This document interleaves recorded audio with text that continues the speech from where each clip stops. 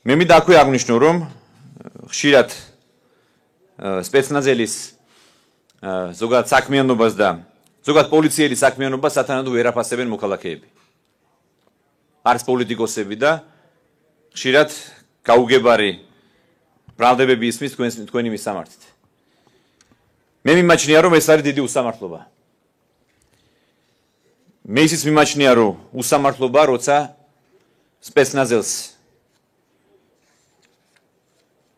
დააბრალებ იმას, რაც მას არ დაუგეგმავს, არ გაუფიქრები, არ გაუკეთები ორგანიზება.